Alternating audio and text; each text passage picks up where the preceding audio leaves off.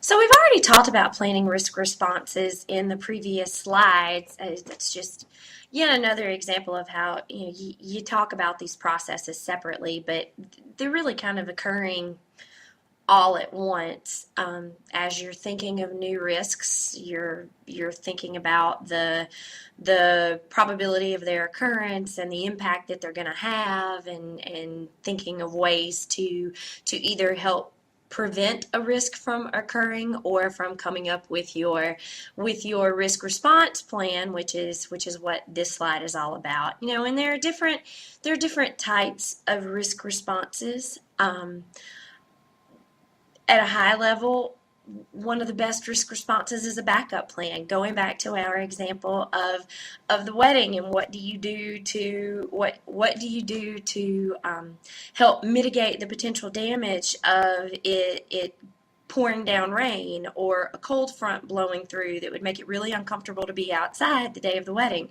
Well, you have a backup plan. You reserve an alternate location so that when you get close enough into the event that you actually are beginning to have some sense of the certainty of an outcome. Like, say for instance, and this is another part of planning risk response, is thinking about, okay, at what point, what action has to occur for us to say, all right, now it is time to implement our risk response plan. So let's say, for example, you decide that you're going to book a backup location for the wedding ceremony, um, in case of rain, and you decide, the weather, you can't even really get a very reliable weather forecast 7 days out from an event. So let's say that you feel like you can start to get a good indicator, let's say 3 days out. So you decide that you are going to implement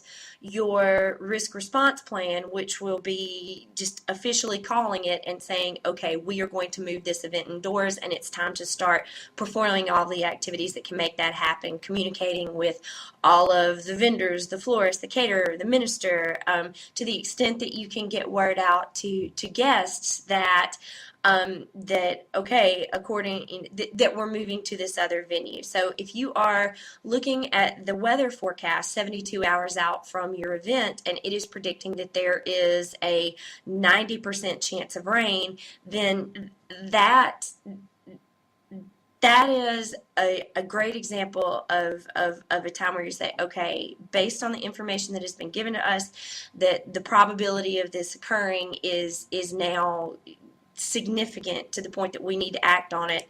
Now let's put the plan into place. So that would be one example of a type of response that you could, a risk response that you could have, although there are certainly other types of responses.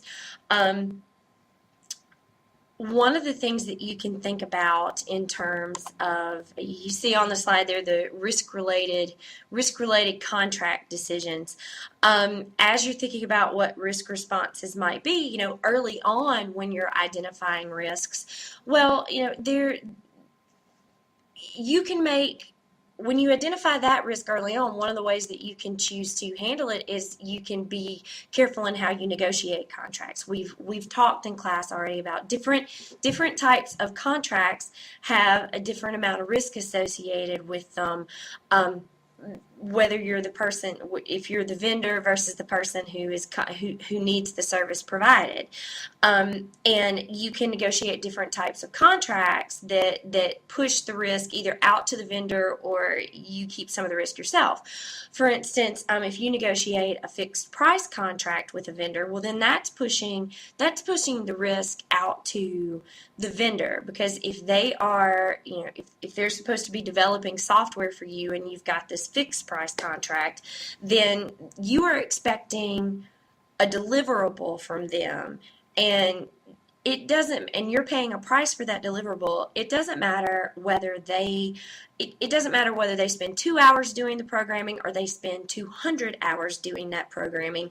You're paying them one price, and so the risk associated with it, the fact that they may wind up spending a huge number of hours dedicated to producing this deliverable relative to the price they're being paid, then that's pushing the risk out to them. So thinking about different ways that you can contract with people so that you can minimize the amount of risk that you put minimizing the amount of risk that your project faces due to the uncertainties around those types of relationships.